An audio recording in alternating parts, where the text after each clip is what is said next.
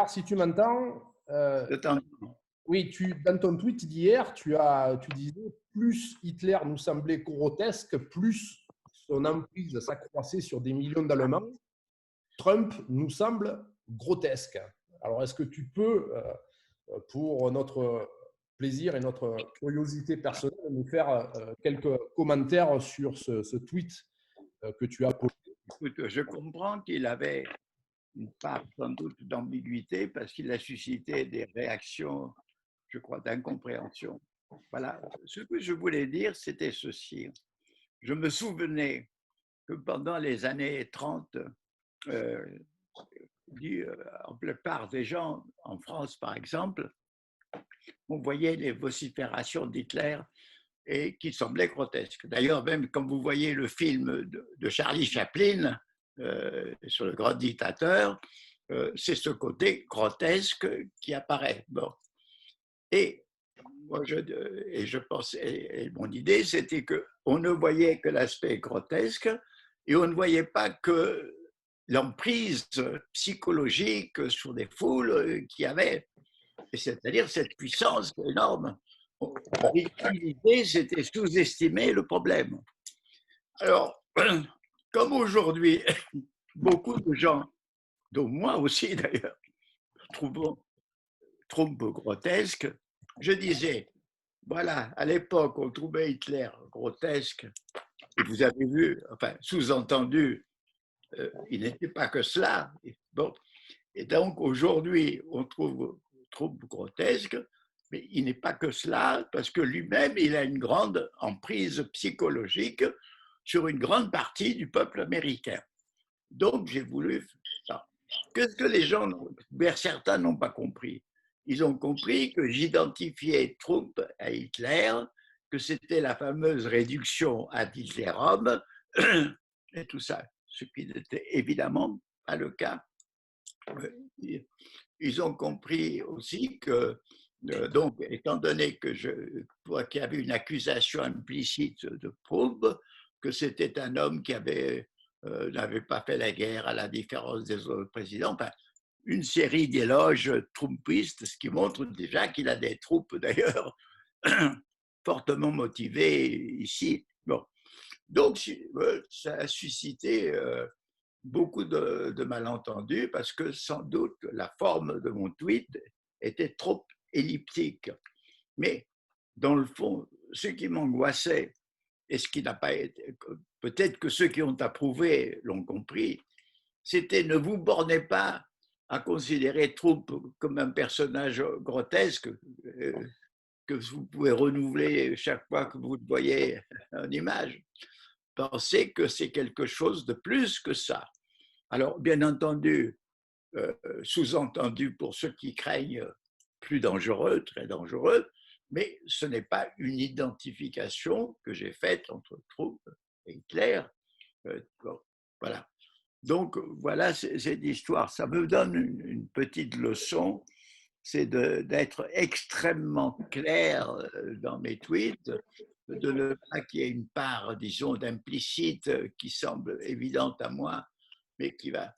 Parce qu'il y a aussi des lectures absolument folles et imbéciles, parce que dans ce tweet, quoi qu'on puisse en penser, je ne disais pas que Trump était un nouvel Hitler, que je ne rejette pas Hitler, ce n'est pas ça du tout, mais qu'il y ait implicitement l'idée qu'il y a un danger dans le pouvoir de Trump, sans doute, et c'est sans doute aussi ce qui a provoqué toute une série d'éloges trompettistes comme ça. Voilà. Donc, si vous voulez, je vais peut-être réfléchir un peu. Pourquoi? Parce que, dans le fond, c'était un peu une réflexion qui traînait dans ma tête depuis pas mal de temps, parce qu'on voit, et surtout répéter, parce qu'on voit très souvent Trump là. Et donc, je me disais, et comme c'était un peu réactualisé par les histoires de l'assassinat de Freud, donc je me disais, attention, ne voyons pas seulement ce côté pour nous grotesque, pour ceux qui, comme moi, il y a autre chose. Voilà. Mais l'autre chose n'était pas dit. Et alors donc, on pouvait supposer que c'était un équivalent d'Hitler. Voilà pour ce tweet. Est-ce que je suis assez clair pour vous?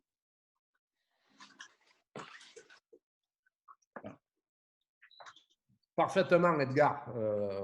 Bon, je pense qu'au niveau du groupe, on l'avait compris dans ce sens-là et tout à fait, je dirais, en lien avec la manière avec laquelle tu l'as explicité. Mais effectivement, j'ai vu sur Twitter que ça a généré pas mal de commentaires ou d'interrogations.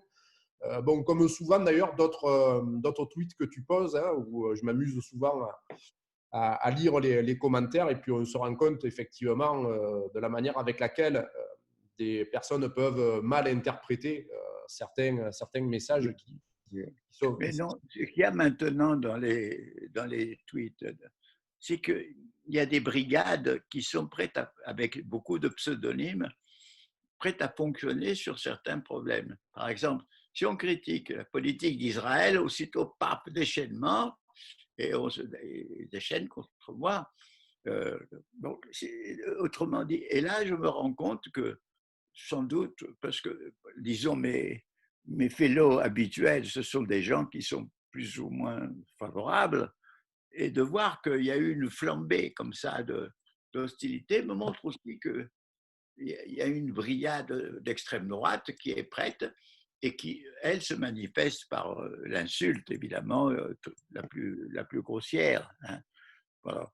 Il y en a un qui a dit, voilà, de Staline à Tariq Ramadan, voilà Edgar Morin. Bon. Bon, donc, si vous voulez, il faut que je tienne compte de ce côté parasite dans les tweets, mais que pourtant je ne m'empêche pas de prendre position sur des choses que je trouve fondamentales. Mais il faut que je fasse attention, c'est incontestable. D'accord. Merci Edgar. Alors peut-être bon, ben, en transition avec ton intervention d'aujourd'hui sur le thème de la crise et de Voilà. la complexité. Effectivement, la crise du Covid-19 et tout ce qu'elle a généré, pas que sur un aspect sanitaire, hein, sur un plan social, euh, a amené beaucoup d'interrogations sur la société, sur la communauté scientifique et le terme de complexité, finalement, est ressorti à maintes reprises. Bon, mais du coup, toi, quel est ton point de vue sur cette relation, en lien bien sûr avec la crise que nous avons vécue, sur la complexité, enfin, c'est complexe, je veux dire, et puis la crise liée au Covid-19. D'abord, je vais dire que je vais me borner dans cette intervention à interroger la notion même de crise, qui est une notion qui n'est pas pensée, qui est une notion qui est débitée comme ça, mais sans aucune réflexion sur son sens. Et je ne vais pas vous parler donc de la pandémie directement, sinon par quelques exemples. Donc, moi, ce qui m'intéresse, et d'ailleurs, j'avais fait depuis très longtemps un texte qui s'appelait Pour une chrysologie, que j'avais fait dans la revue Communication, qui a été repris dans un petit livre publié, je ne sais pas plus par qui, où, dans le fond, j'ai essayé de savoir que veut dire la notion de crise. Alors, bien entendu, c'est une notion, je dirais, systémique, qui fait rappel à un système. C'est un système, surtout un système vivant, un système social, c'est un système autorégulé, qui a ses propres régulations.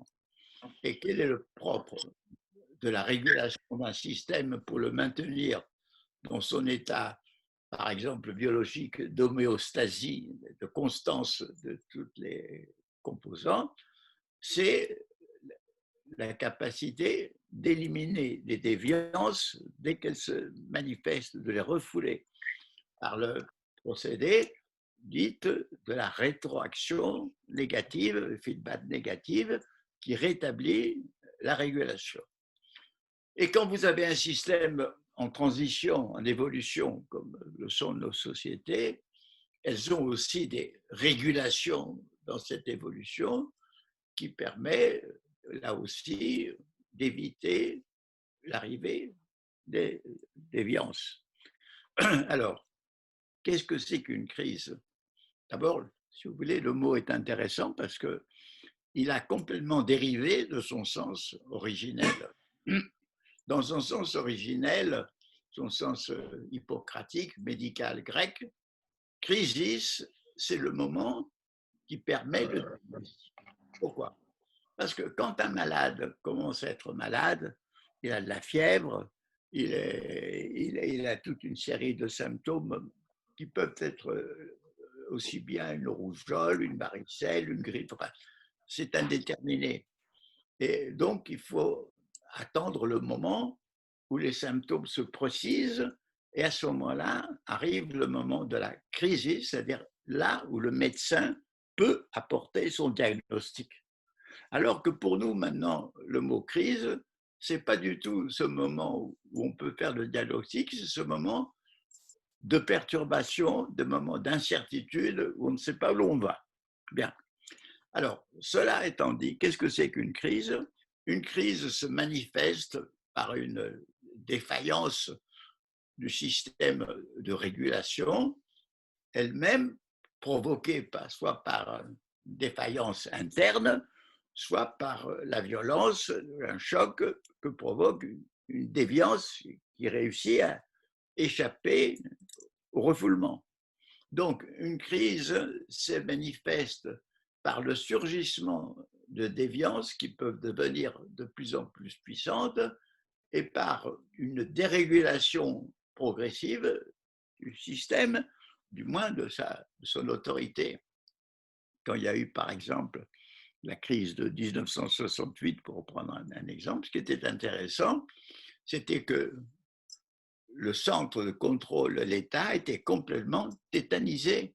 Et donc, à ce moment-là, les différentes déviances, c'est-à-dire le mouvement étudiant, qui lui-même a suscité une nouvelle déviance massive qui était le mouvement ouvrier, se sont déchaînés jusqu'à ce soit arrivé le moment de la néo-régulation par l'accord, le compromis, le Grenelle, etc.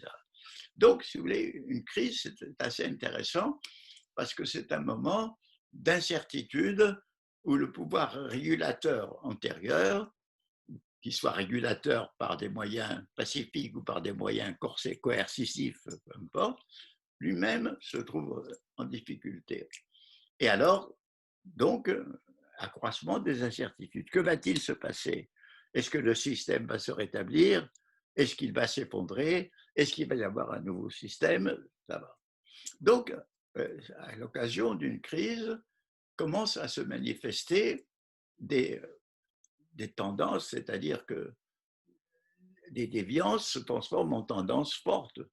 Et ces tendances fortes, elles-mêmes, peuvent provoquer des appels, des solutions nouvelles ou au contraire, solutions de retour dans le passé. Regardez ce qui était intéressant je repense cet ancien exemple de 68, c'était qu'après que le pouvoir a été entièrement tétanisé, paralysé, etc., à un moment donné, il y a eu une poussée à cause de l'excès d'incertitude, du manque d'essence, du manque de ravitaillement, du manque de transport, qui a provoqué cette immense manifestation pour De Gaulle qui a renversé la situation. Bon.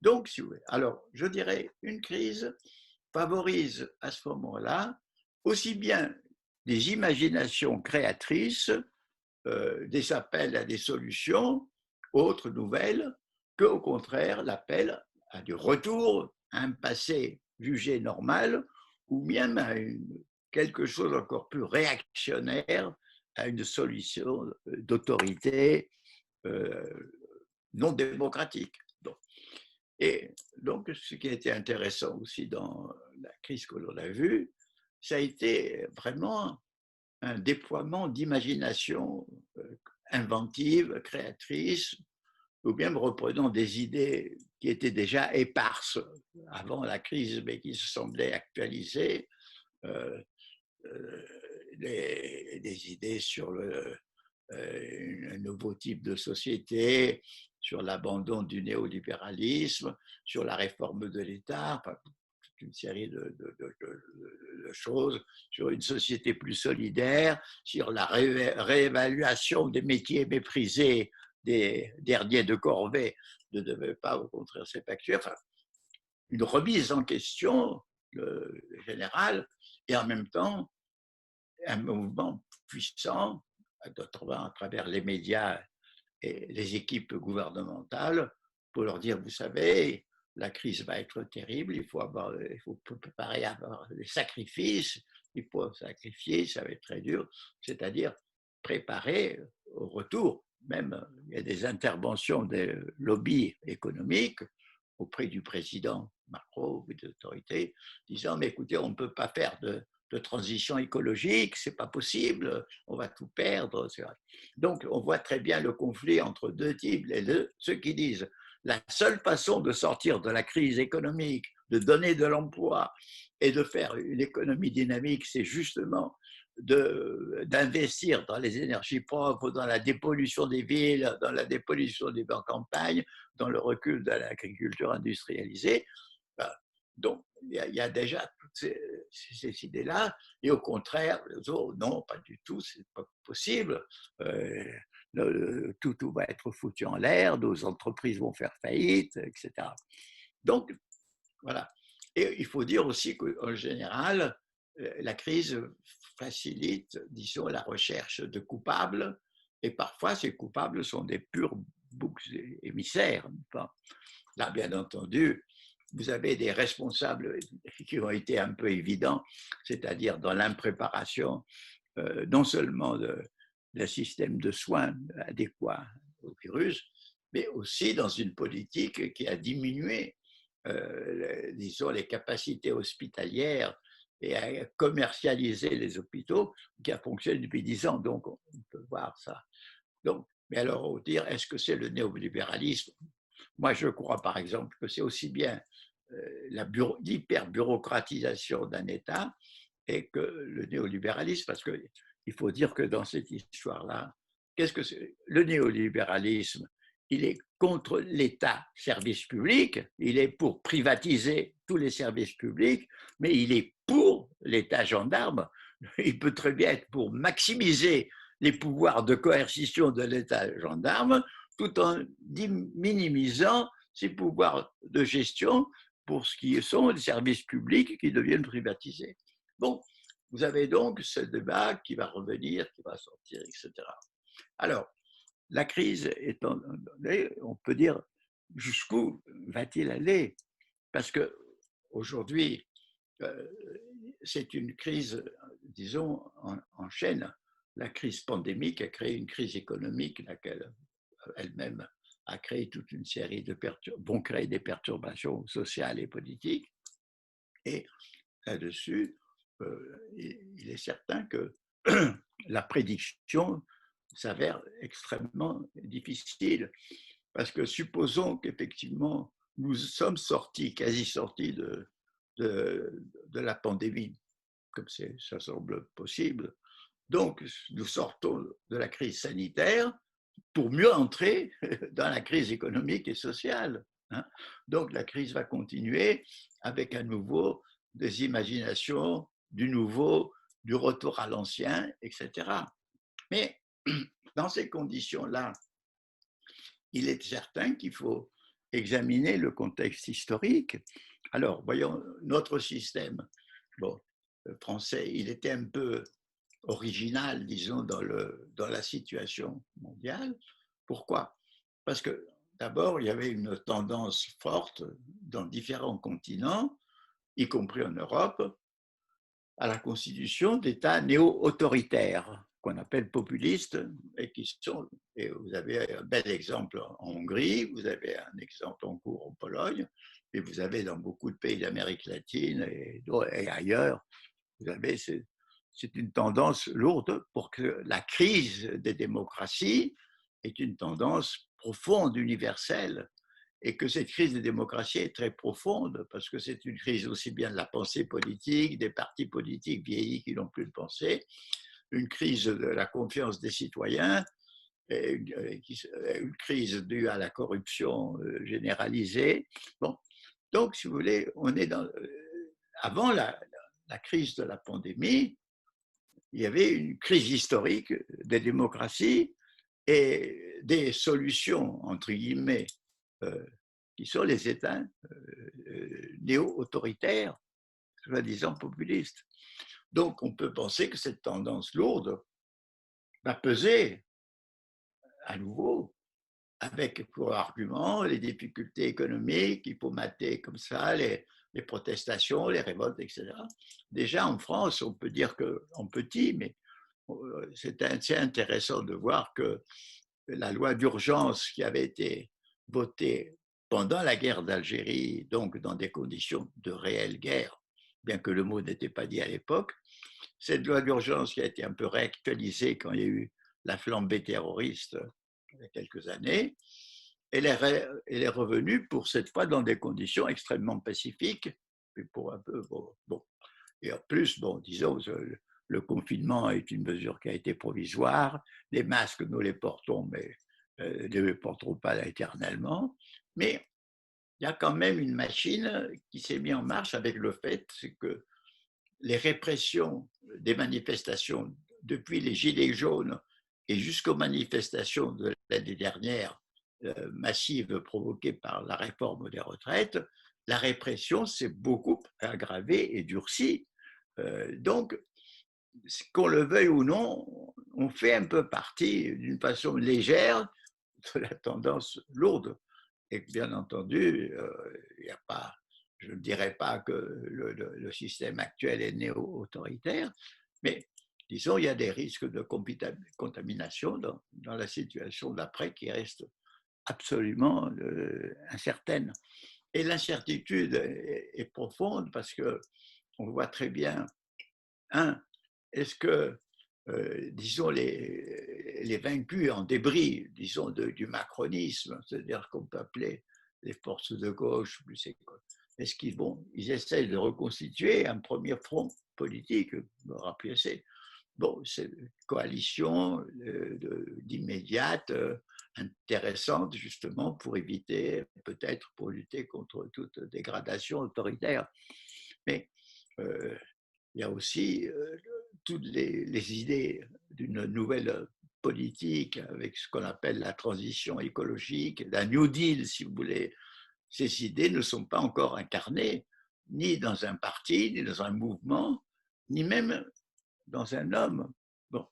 Donc, si vous voulez, vous avez cette incertitude. Nous entrons désormais dans l'autre phase de la crise, à supposer qu'il n'y ait pas un retour, un rebond du virus. Donc, mais même s'il n'y a pas de rebond, donc, si vous voulez, le problème de la crise, c'est est-ce que le système retrouvera ces anciennes régulations qui fonctionnaient plus ou moins, puisqu'on a quand même vécu une année totale de gilets jaunes et une année presque totale de protestation contre la retraite des retraites. Le système, déjà, il tanguait, mais enfin, il ne croulait pas. Ce qui a amené cette crise, c'est que de lui-même, pour ne pas être débordé par le flux des malades qui auraient débordé les hôpitaux, il a été mené à prescrire le confinement. Donc, il a pris cette mesure conservatrice qui, dans le contexte, c'est-à-dire dans l'absence de tests de dépistage, dans l'absence de masques, dans l'absence de lits d'hôpitaux, c'était un peu ce qu'il fallait. Donc, nous voici dans la grande incertitude politico-sociale. Et donc, alors, pour terminer, moi je dirais qu'une crise, elle se résout ou bien par une avancée dans un système plus complexe et meilleur, plus riche que celui qui est en crise, c'est-à-dire capable de dépasser les antagonismes qui ont provoqué cette crise, ou bien il va reculer, régressant. Regardez, c'est intéressant, prenez par exemple le printemps arabe, qui est un mouvement de jeunesse absolument démocratique. ce mouvement a suscité en réaction une réaction pire que celle qui existait quand il a commencé. C'est-à-dire que nous avons ce danger que les forces nouvelles elles-mêmes ne soient pas assez aguerries et provoquent au contraire leur écrasement par une réaction devenue déchaînée. Bon, on dit ça, vous allez me dire ça c'est bon pour le monde arabe, mais on n'est pas, on est dans le même monde. Hein. On a connu ça. Nous avons connu Pétain, nous avons connu pas mal de choses. Il ne faut pas dire qu'on est immunisé contre. Donc voilà, c'est une situation qui oblige, je crois, à la vigilance, à la réflexion, à une réflexion un peu à la fois rétrospective et prospective, qui essaie d'envisager les possibilités, qui voit un peu ce qui se passe, qui essaye d'intervenir. C'est mon cas et mon opinion pour des forces de régénération politique ou sociale que j'ai exposées aussi bien dans la voix, mais que j'expose dans le petit essai qui va sortir dans une dizaine de jours, qui sont un peu les leçons de cette crise. Et donc, voilà. Moi, je pense qu'il faut avoir un concept de crise qui manque. Et ce concept de crise, bien entendu, on peut l'enrichir en fonction des différentes expériences. Mais c'est surtout ce que moi, avant même qu'il y ait la crise du coronavirus, j'ai voulu réfléchir et constater qu'il nous manquait une conceptualisation de la crise. Et donc, c'est valable aussi bien pour la crise physiologique, la maladie, disons, dans des termes spécifiques, évidemment. Mais d'ailleurs, il y a aussi un phénomène intéressant dans le phénomène du Covid, c'est que il réussit à faire que le système immunologique provoque un effet contraire et destructeur sur ce qu'il veut protéger. Là aussi, ça arrive, c'est déjà arrivé, que les forces de protection se retournent contre ce qu'elles veulent protéger et jouent un rôle absolument destructeur, comme c'est le cas actuellement, parce qu'actuellement, la plupart des décès sont provoqués par ces cyclones dans le système, provoqués par un virus extrêmement malin, extrêmement habile. Donc, voilà, essayons de voir que notre propre système immunologique ne se tourne pas contre nous, comme contre l'armée fait le putsch, le coup d'État, où la police va à son service. Bon, il faut, à mon avis, la crise nous rend conscients des dangers, des possibilités, ne nous incite ni à paniquer, ni à fantasmer, ni à mythifier. Bien entendu, prenons le problème du sauveur. C'est un problème artificiel et aussi pas artificiel parce qu'il arrive qu'une personnalité joue un rôle catalytique qui, à ce moment-là, permet à toute une opinion de se cristalliser et de devenir une force. Mais regardez, même le cas de Macron est très intéressant parce que Macron, individu isolé, bien entendu, soutenu par aucune force politique organisée antérieurement, mais soutenu évidemment par de puissants sponsors, évidemment, économiques, et des puissants conseillers. Mais c'est un individu qui s'est lancé et qui, dans la désintégration de la politique de gauche et dans la sclérose de la droite, n'oublions pas qu'il y a eu l'affaire de, comment il s'appelle, ce malheureux qui était candidat du Parti républicain. Fillon. Voilà, Fillon. Donc la droite était gangrénée par l'histoire Fillon et par une rigidification. Et en plus, alors, ça a été facile pour ce candidat de rallier sur sa personne une coalition absolument hétéroclite. Mais c'est aujourd'hui que le caractère hétéroclite apparaît parce que cette coalition est fondée sur la confiance en une personnalité. Hein. Mais à part ça, il n'y a aucun ciment, disons, de pensée politique, etc. Ce qui fait qu'aujourd'hui, une partie, disons, des anciens éléments de gauche qui se sont macronisés commencent à vouloir faire un peu leur indépendance dans un nouveau groupe écologique, qu'il y a des tendances un peu, disons, de la désintégration de cette force hétéroclite. Donc, nous sommes dans une situation où nous n'avons aucune pensée politique forte qui se trouve incarnée quelque part. Moi, bien sûr, je pourrais vous dire que Hulot et Berger ont fait des propositions que je trouve très valables, mais jamais Hulot ne sera candidat politique et Berger va toujours rester dans son rôle syndical avec ses limites aussi. Donc, nous sommes dans une situation, il peut surgir un élément nouveau.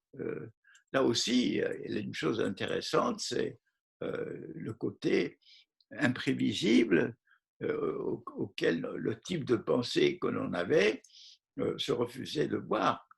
On vivait dans un probable, dans un prévisible, et jamais avec une pensée ouverte sur l'imprévu. Or, je crois qu'une grande leçon, c'est aussi de l'imprévu est arrivé et a provoqué la crise, et que cet imprévu ne va pas cesser, il va continuer aussi au cours de notre époque. Bon, voilà un peu, voilà, pas trop abuser, mais voilà un peu ce que je voulais vous dire, et je peux répondre à quelques-unes de vos questions, pas trop longtemps, parce que je me fatigue un peu dans cette prestation, mais enfin, comme vous le savez, je m'excite un peu et alors ça me fatigue. Bon, je suis voilà, à l'écoute. Bon, un grand merci, Edgar, hein, pour ton intervention éclairante sur un problème de crise et qui fait bien sûr écho à l'actualité. Donc, on a bien compris que effectivement, les scénarios sont possibles sur les suites de cette crise et que la fin de la crise sanitaire va poser d'autres types de crises qui vont venir lui emboîter le pas. Est-ce que, moi j'aurais déjà une question à te poser, est-ce que par rapport à toute ton expérience, toute ta vie et d'autres crises que tu as vécues, bon, certaines ont pu être sanitaires, d'autres ont pu être sociales, économiques, guerrières, est-ce que celle-ci te fait penser à d'autres types de crises que tu as vécues? Ou est-ce qu'on est vraiment face à une situation très singulière? Bien sûr, il y a des relations avec d'autres crises, mais la conjoncture est absolument unique. Il y a eu, si tu veux, il y a eu des situations très curieuses. Par exemple, la crise économique de 1929, qui a été une crise un peu universelle et qui a frappé durement les nations les plus industrielles, qui étaient l'Allemagne et les États-Unis, a eu deux effets divergents parce que l'hitlérisme en Allemagne, avec en plus en arrière-fond l'humiliation nationale, etc., et le New Deal aux États-Unis. Mais ce qui est très intéressant, à mon avis, c'est que cette crise de 29 a précipité une crise des démocraties à l'époque, c'est-à-dire que d'abord, il y avait pas mal d'États autoritaires en Europe, en Hongrie, etc. Mais je veux dire qu'en France, il y a eu la crise, il y a eu une date oubliée aujourd'hui qui s'appelle le 6 février 1934, où il y a eu une tentative d'émeute, de prise du Palais Bourbon par des émeutiers, disons, pour simplifier, de droite, ce qui a provoqué du coup le Front commun socialiste communiste et le Front populaire. Donc, voici déjà cette crise retentit sur la France en déclenchant une polarisation entre la droite et le Front populaire, avec en plus va arriver le communisme stalinien et le modèle hitlérien. Bon. Mais il faut dire aussi que dans cette époque, 1933, Hitler prend le pouvoir, 1934, il remilitarise la Ruhr qui était démilitarisée, il se lance dans la course aux armements, et là-dessus, la guerre d'Espagne éclate en 1936, qui n'était pas seulement une guerre civile, mais déjà une guerre où intervient l'Allemagne. Autrement dit, toutes ces années 30 à 40, c'est une section, c'est comme la formation d'une dépression cyclonique, hein, qui va s'intensifier jusqu'à l'orage final. Et la cyclone par des étapes se précipite. Il y a les accords de Munich qui donnent les mains libres à l'Allemagne. À la suite de Munich, du coup, Staline se réconcilie, enfin, se met à lier avec son pire ennemi qui est Hitler, le pacte germano-soviétique. Tout ceci déclenche l'invasion de la Pologne, l'inaction de la France-Angleterre et le désastre.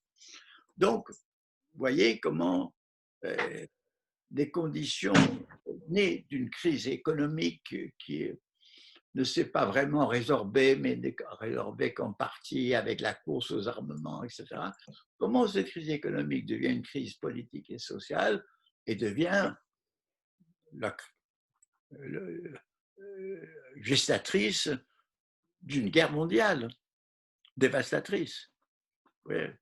Ça, donc, c'est ça qui est intéressant dans la notion de crise. Et bon, on peut penser qu'il y a eu différentes crises. Moi, je pense que j'ai vécu la guerre d'Algérie, tout ça.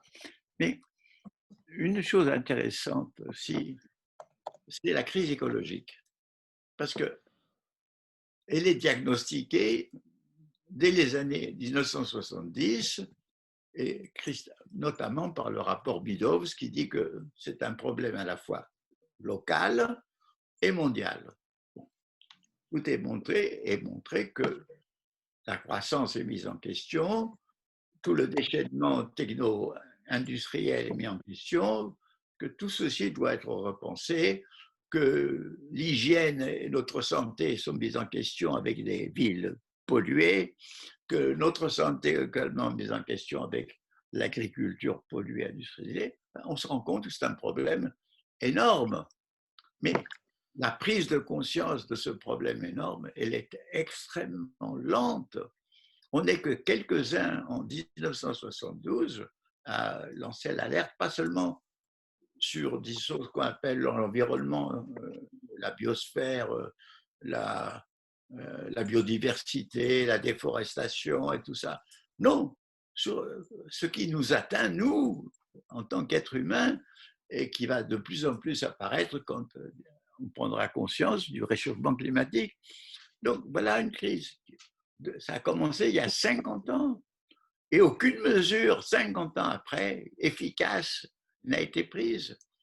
Et qu'aujourd'hui, il y a un problème mondial, il y a tendance où la mondialisation qui n'a jamais été politique, jamais solidaire, purement techno-économique, cette mondialisation est incapable de régler le problème.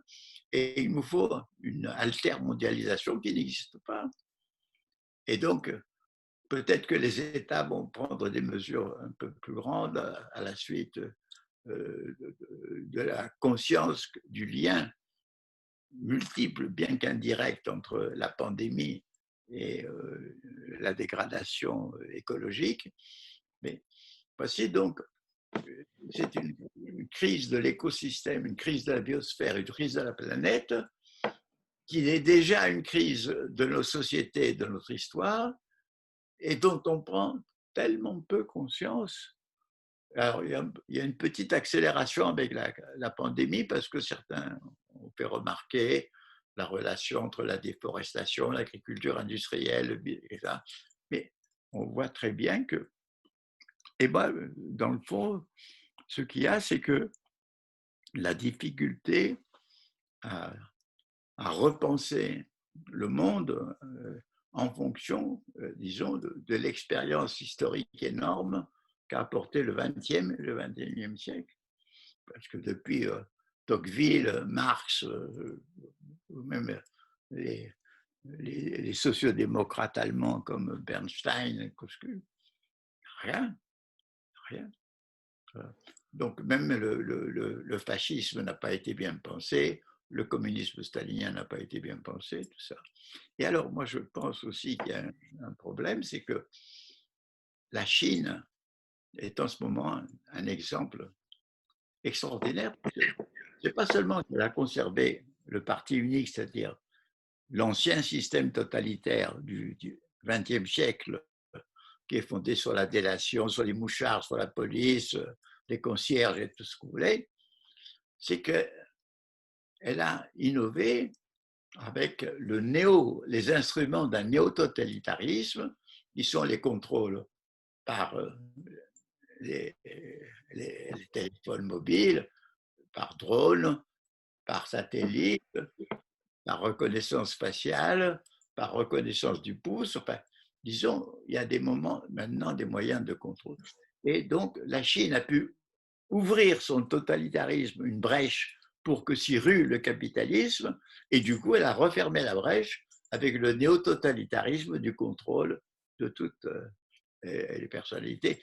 Et remarquez comment le système a bien fonctionné, parce que pendant un mois, ils ont occulté tout ce qui concerne ce virus, qui a commencé avant l'épisode du marché de Wuhan. Maintenant, on commence à savoir des choses. Ils ont occulté, ils ont fait taire, et ils ont même liquidé un médecin qui a donné l'alerte. Enfin, c'est un système très bien organisé. Donc, je pense que le futur, pour nous, c'est ça le néo-totalitarisme, les moyens que donne l'intelligence artificielle, l'informatique, les satellites, tout ça, pour nous contrôler. Même, je dirais, il peut dire, ah ben, il nous reste notre fort intérieur, il nous reste notre pensée non exprimée. Ah oui, mais actuellement, les neurosciences, ils essayent de savoir ce que nous pensons, même sans que nous le disions. Donc, on peut arriver au moment où on peut nous scruter nos pensées secrètes et pas besoin de le dire. Enfin, c'est un peu encore de la science-fiction, mais ce n'est pas exclu. Donc, voilà un peu cette situation-là. Moi, je me rends compte que, si tu veux, que ces crises, on les a vécues comme des somnambules sans jamais les regarder, les concevoir en face. Bien sûr, par exemple, des années 30 à 40, on pouvait avoir une montée vers la guerre, mais on le sentait, mais on ne le pensait pas. On n'a jamais réagi, que ce soit la politique extérieure qui a laissé les mains libres à Hitler en Tchécoslovaquie, a provoqué, dans le fond, ce sont les Anglo-Français qui ont provoqué le pacte germano-soviétique, parce que ça signifiait à Hitler, vous avez les mains libres à l'Est. Hein, bon. Et donc, si vous voulez, on a contribué à la catastrophe avec aussi un état-major complètement en retard d'une guerre. Donc, on vit ces crises, et je répète, d'une façon somnambulique. Et le problème, c'est comment nous désomnambuliser. Eh bien, d'abord en pensant à la notion de crise, et ensuite en essayant d'avoir une pensée complexe qui voit toutes les ambiguïtés. Mais là, on en est loin. Voilà. Merci Edgar, énormément, encore une fois. Peut-être des questions, chers collègues,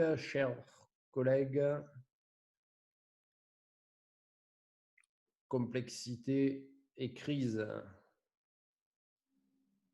En espérant qu'on parlait de somnambulisme, mais que le somnambulisme ne soit pas une caractéristique d'Aurélien sans complexité. Régis, je veux bien intervenir. D'abord, merci pour Jean-Philippe. Merci pour ces paroles et cette lecture lumineuse. Peut-être, ne voyez-vous pas dans ces choses quand même pas très réjouissantes? Moi, j'ai vu quelque chose d'intéressant. Ça a été le débat scientifique épistémologique qui a fait irruption avec le fameux professeur Raoult et toute cette discussion qui est arrivée. Je me sers de ça pour expliquer à mes étudiants, regardez, voilà les débats scientifiques qui arrivent sur la place publique Et vous voyez comment on fait des études, des gens ne sont pas d'accord, on remet en cause les méthodologies, etc. Est-ce que ça ne pourrait pas être un petit rayon de soleil dans cette expérience? Ben, ce qu'il y a d'intéressant dans cette polémique, c'est de voir comment, disons, il y a eu une tentative pour étouffer cette voix qui a échoué. Pourquoi? Parce qu'il avait des solides appuis dans les médias régionaux, locaux, Marseille, et politiques. Sinon, il aurait été... regardez, Montagnier, il a été complètement asphyxié, liquidé. Pourquoi? Parce qu'il avait dit que son collègue mathématicien lui disait que le virus semblait avoir été partiellement artificiel, et donc c'est sorti du laboratoire. Mais à l'époque, on a dit c'est un fou, c'est un idiot, il est gâteux, il a perdu les pédales, etc. Donc, mais aujourd'hui, à nouveau, on se repose la question de savoir si ce n'est pas une fuite du fameux laboratoire P4, parce que c'est un laboratoire spécialisé dans les virus, justement. Et il y a eu, du reste, il y a un article très documenté qui est apparu dans Mediapart il y a quelques jours sur toute l'histoire de ce laboratoire dont personne ne voulait parler. Donc, ce qui est intéressant, c'est que dans cette histoire, il y a beaucoup de tentatives d'occultation. Moi, je crois aussi qu'il y a un poids des laboratoires pharmaceutiques énorme. Parce que si la chloroquine est quelque chose qui peut guérir et qui semble, si elle est donnée dans les premiers jours, hein, parce que la chloroquine n'est pas efficace, semble-t-il, quand le degré de gravité est arrivé. Bon, mais donc, voici cette... Mais on a tout fait pour discréditer, et il y a même eu une enquête qui a semblé le comble de la scientificité, qui est apparue dans The Lancet, l'organe scientifique, qui a été très rapidement démontée par son absence totale de scientificité, par son côté bidon. Donc, si vous voulez, que même dans la science aujourd'hui, la puissance de l'argent intervient, défigure tout ça. Moi, je trouve que quand on regarde un peu ce qui s'est passé, bon, il s'est trouvé que Raoult a pu, d'abord, dès qu'il y a eu le Lancet, vous avez vu que le ministre a aussitôt interdit la chloroquine. Bon, et ce qui est intéressant aussi, c'est de voir, on n'a même pas cherché à savoir les résultats au Maroc, où elle est pratiquée systématiquement, et dans des autres pays, ou dans beaucoup d'hôpitaux américains, on la suit, non. Donc, il y a une tentative d'occultation qui n'a pas entièrement réussi. Mais quand même, je remarque que dans cet ensemble de prescriptions médicales, le seul remède qu'ils trouvent, grâce à un remède horriblement cher qu'un laboratoire a trouvé, qu'on nous donne la piste du vaccin qui ne peut être trouvé que dans plusieurs mois, et qui en plus risque de ne pas être efficace sur un virus qui a l'habitude de muter. De même que le virus de la grippe, il mute et qu'on est toujours un peu en retard sur le vaccin annuel de la grippe, on risque d'être. Et on sait que le problème, c'est que il est possible qu'il y ait des remèdes qui servent à autre chose, qui valent bien pour cette histoire du virus, ce qui arrive très souvent dans les cas des maladies où on adapte un médicament dans l'autre effet. Donc, il y a eu tout ça. Et en plus, il y a le cas de l'armoise, qui est plante interdite en France et que maintenant le gouvernement de Madagascar utilise. Là aussi, il faut voir, parce que c'est un antipaludéen. Et en général, l'idée, c'est que ce qui marche contre le palu peut marcher éventuellement.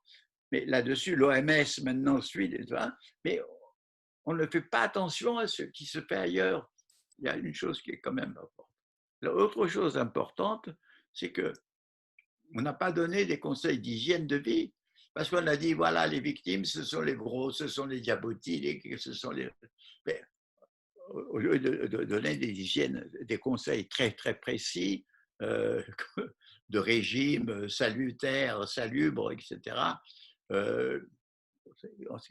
Et même je crois que l'Académie de médecine a condamné l'utilisation de substances favorisant l'immunité connues en phytothérapie comme l'escoslysia ou le propolis. Euh,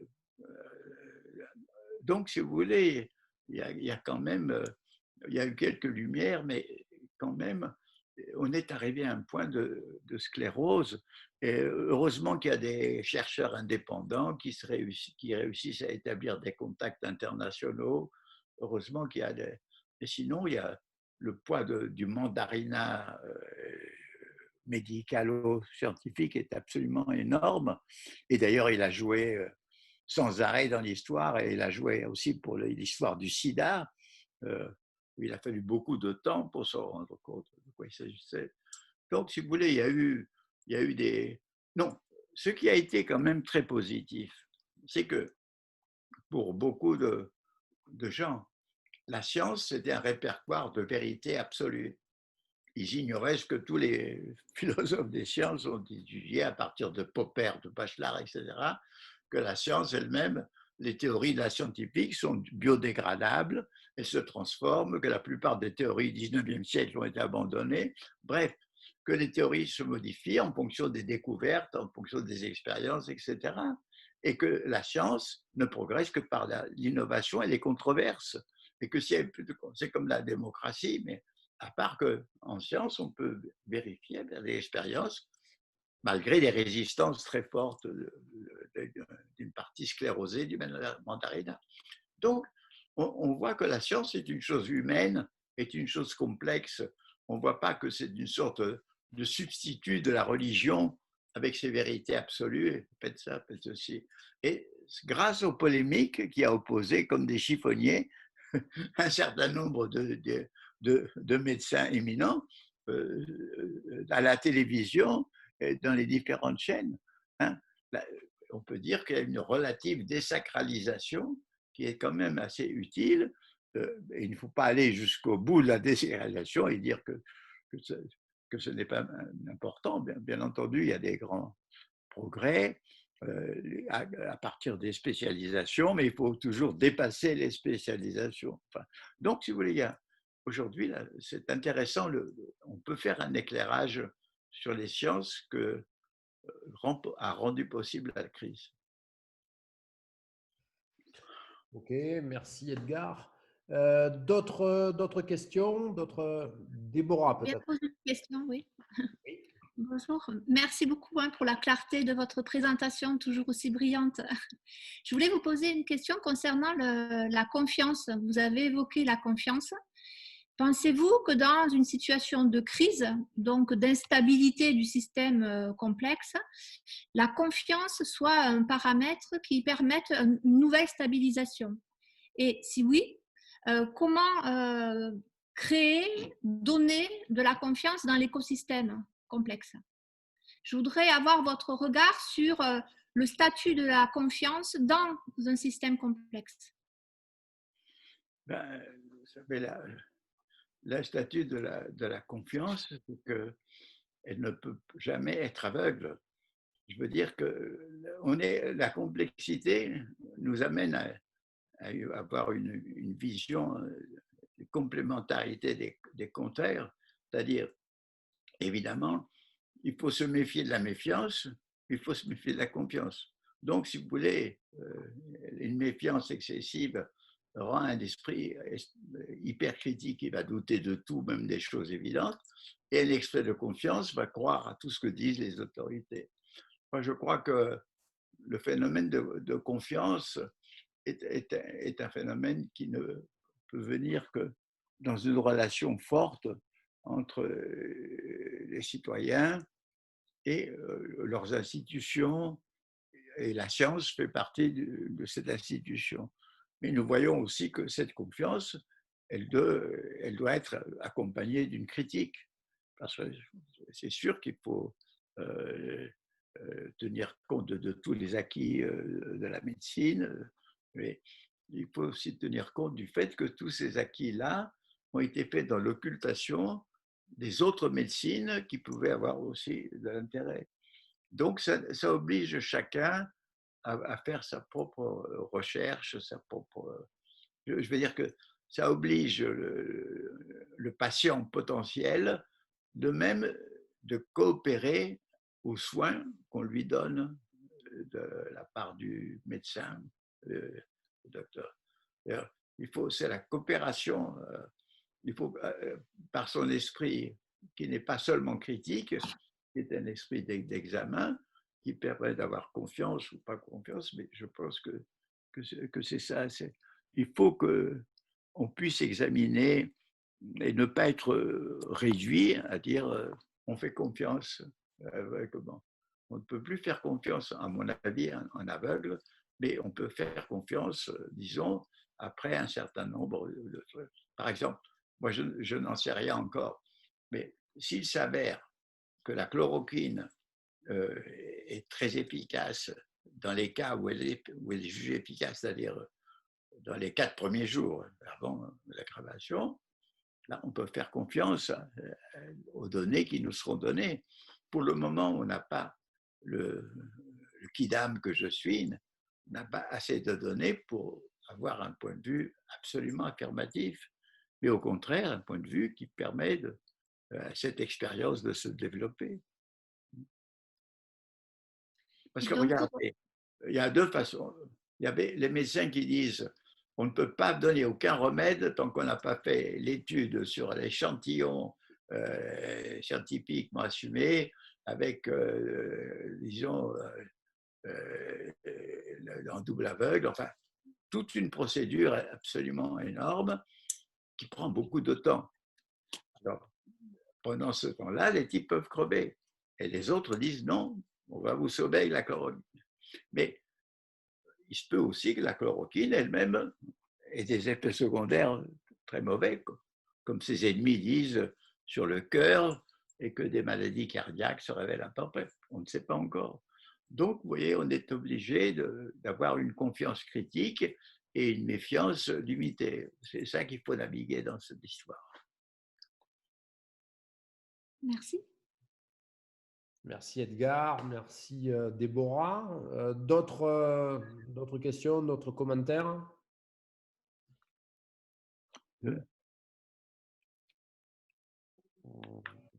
vois Volontiers. Oui, Jean-Philippe.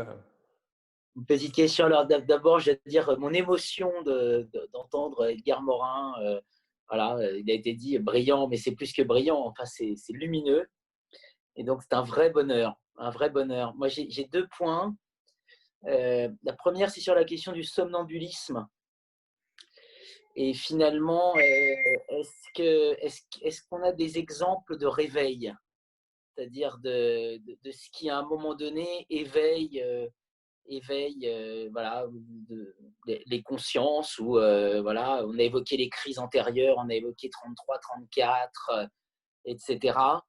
Moi, le fait de parler de somnambulisme me faisait penser à un film de David Lynch, qui est Mulholland Drive. Et j'avais lu une très belle critique de ce film qui était La clé des songes.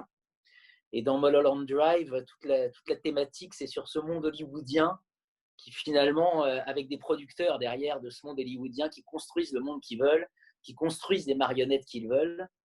Et on a un peu l'impression, effectivement, par exemple, avec le surgissement spontané d'un professeur Raoult, qu'à un moment, il y a un bug dans la machine. C'est-à-dire, il n'était pas dans le scénario. Et ça, c'est, voilà, est-ce que Raoult, quelque part, ça participe de sortir de ce somnambulisme? Ça, c'est le premier point. Et le deuxième point qui est un peu en lien et qui est beaucoup plus polémique, que je soulèverais, c'est Macron. Parce que finalement, le sentiment que donne Macron, qu'on présente toujours comme venu de nulle part, et Edgar, vous l'avez présenté comme tel, hein, comme ayant fédéré. Moi, j'ai un peu le sentiment que quand on parlait de la confiance, une part de la défiance, c'est que c'est rarement dans les scénarios hollywoodiens venu de nulle part. Le sauveur vient rarement de nulle part. Et là, Macron qui vient de la commission Attali, qui remplace Montebourg, une grande surprise. Voilà, Montebourg démissionne, ou je ne sais plus s'il est renvoyé par Hollande, et Macron prend les manettes. Il ne se retrouve quand même pas dans n'importe quel ministère. Donc on sent que derrière, et c'est le grand reproche qui lui est fait, il y a des puissances d'argent qui sont considérables. C'est peut-être ça aujourd'hui qui s'effrite aussi avec le coronavirus. Hein. C'est malgré tout, on découvre qu'il était totalement impréparé, alors pour le coup, l'apprentissage de la pensée complexe, on le cherche chez Macron. On cherche l'apprentissage du pragmatisme aussi. On a l'impression, dans son idée de verticale du pouvoir, qu'il y a des formes d'impensée complètes, quoi. Pour les profs de gestion, c'est quand même tous les jours, on découvre des erreurs de communication considérables, une sorte d'arrogance incroyable, etc., etc. Donc voilà, est-ce que Macron finalement c'est si spontané que ça? Est-ce que c'est, j'oublie pas qu'avant Macron on a eu Renzi aussi, hein, donc c'est très vendeur de ne pas avoir 40 ans quand on a des problèmes à régler au niveau de l'Europe. Voilà, est-ce que là on n'a pas une vision un peu idyllique de Macron, et est-ce qu'on n'a pas du mal à voir le côté obscur de la force, puisqu'on a parlé de la force? Voilà pour mes deux questions. C'est-à-dire que la personnalité assez énigmatique de Macron fait peser toujours une certaine interrogation. Moi, pendant longtemps, sans être aucunement macronien, mais je me disais, c'est un homme capable de transgresser, d'abord de transgresser les conventions provinciales, c'est-à-dire d'épouser sa maîtresse d'école, chose qui est surtout à l'époque où il a fait une transgression, qui était capable de transgresser les règles politiques, même par un coup de poignard dans le dos de Hollande, enfin, de se lancer dans une aventure. Bon. Donc, je me dis, voilà, quelqu'un capable. Alors, et si quelqu'un comme lui veut marquer l'histoire de France, il est évident que s'il reste dans le néolibéralisme, il ne fera rien. Qu'est-ce qu'il fera? Les réformes, c'est des réformes toujours, des réformes de l'économie de budget. Tu réformes les retraites, mais tout ça pour faire un budget plus petit. Tu réformes tu vas vendre les aéroports. Tout ça aussi, c'est pour des raisons budgétaires et aussi la privatisation. Bon. Donc, on ne voit pas ce qu'on appelle réforme dans le langage macronien, c'est beaucoup plus on taille. Ça a été les fameuses réformes de l'hôpital que l'Europe a imposées depuis 10 ans, qui étaient catastrophiques. Donc, les vraies réformes, c'est autre chose. C'est lancer dans une aventure nouvelle qui est New Deal, qui est tout ça. Et quand il a dit il faut se réinventer, je veux moi-même, on a senti qu'il y avait un problème, une interrogation personnelle. Mais moi, je pense que les forces obscures vont reprendre possession de son esprit par tous ces conseillers qui vont dire attention à l'économie, à tout ça, pas de folie, il faut accepter l'austérité, c'est le seul. Enfin, on voit très bien qu'il peut retomber. Alors, qu'est-ce qu'il va chercher comme issue? La seule issue, c'est de gagner un peu le match présidentiel contre Marine Le Pen.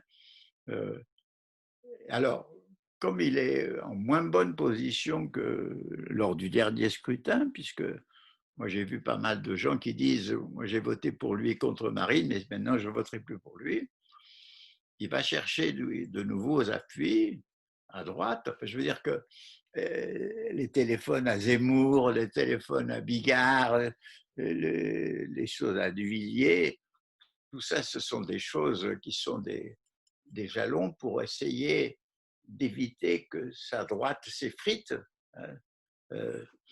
et pensant toujours qu'à gauche, la peur du lepénisme fera que les gens se rallieront à lui.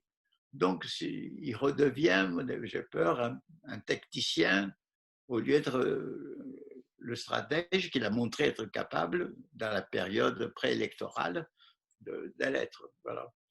Mais là aussi, il a créé les marcheurs, il leur a donné aucune pensée, rien qui puisse créer une cohérence, créer quelque chose de nouveau qui soit, comme il disait, parce que le problème n'est pas d'être au centre ni à gauche, on peut tout au plus être un peu en avant, parce que, donc si vous voulez, moi je suis assez, à nouveau très, très perplexe et très, très inquiet après avoir eu un moment d'espoir. Voilà. Merci Edgar pour cette réponse. Hein? Je regarde si d'autres micros sont en train de s'activer pour te poser, cher Edgar, peut-être encore une ou deux questions avant qu'on passe à la suite. Oui. Non, apparemment, les questions ont été… Ah, c'est Sandrine, Pardon, s'exprimer. Sandrine.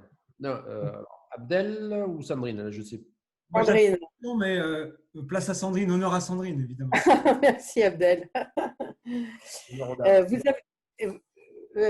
Merci beaucoup pour tout ce que vous nous avez dit. J'aimerais un petit peu revenir sur cette idée des imaginations créatrices dont vous avez parlé tout à l'heure.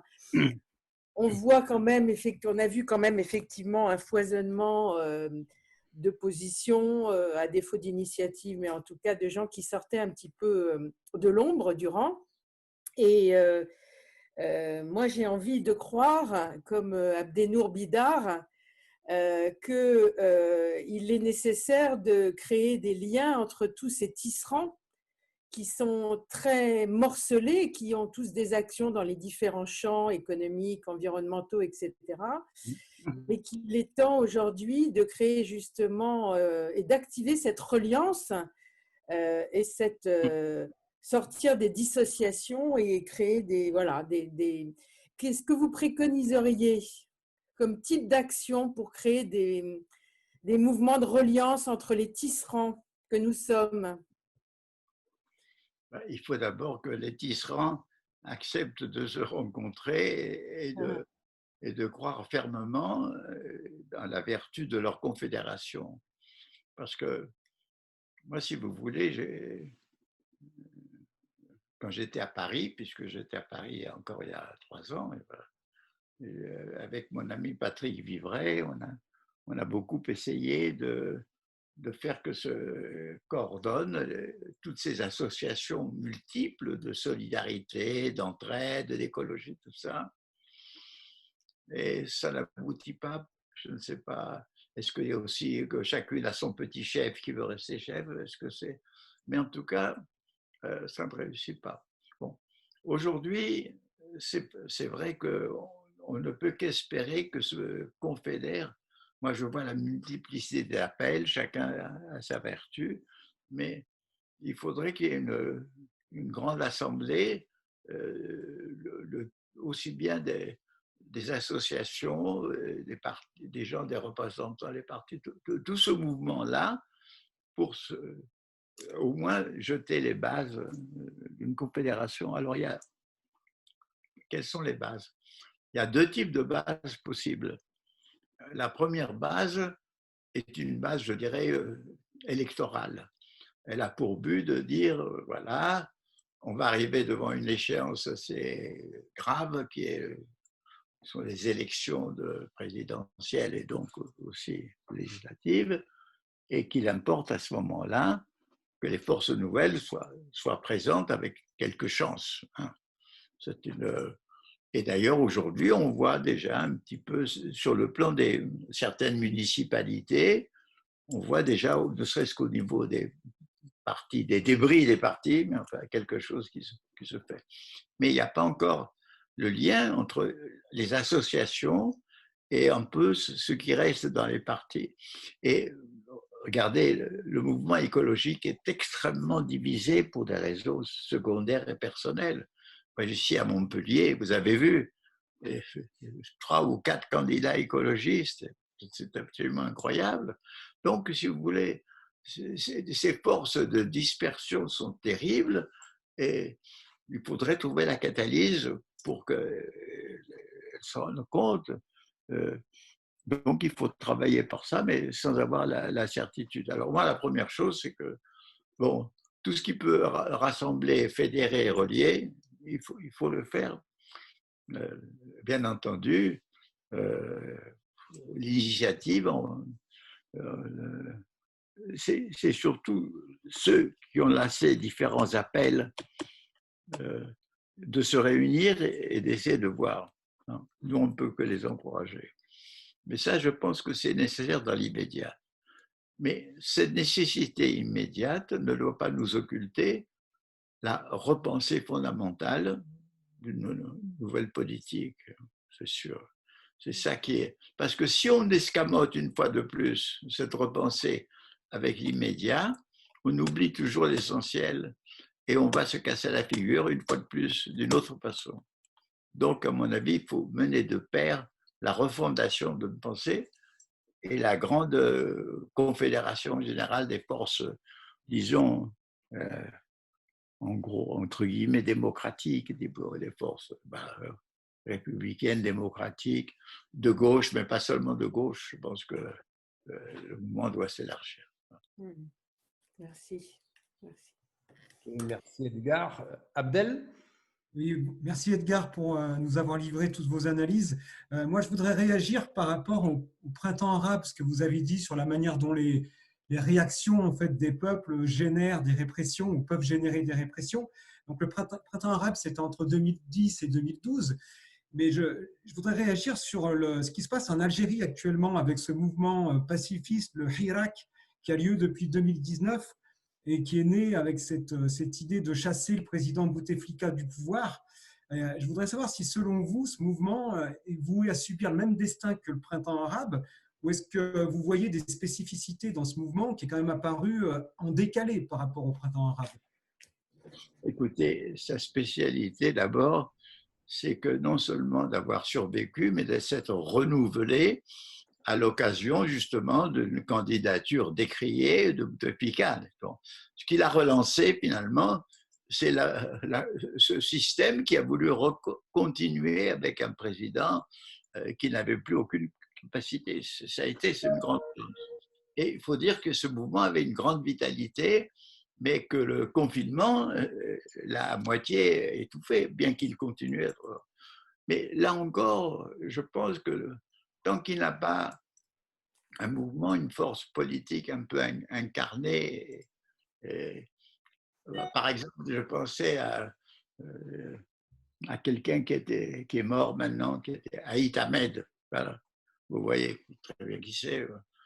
Personnalité intègre, personnalité sociale, qui aurait été capable peut-être, s'il n'avait pas été aussi bien totalement radicalisé, chassé, ça, reprendre. Or, le système a pu éliminer toutes les personnalités qui auraient pu évidemment créer quelque chose. Alors là, il peut que sorte quelqu'un de ce mouvement, mais je dirais qu'entre un mouvement spontané qui est nécessaire fondamentalement et sa capacité d'accéder à l'action politique concrète, il faut passer par une organisation et une pensée. Si on ne passe pas par une organisation et une pensée, on ne fait rien. Voilà. Merci Edgar. Voilà. Merci.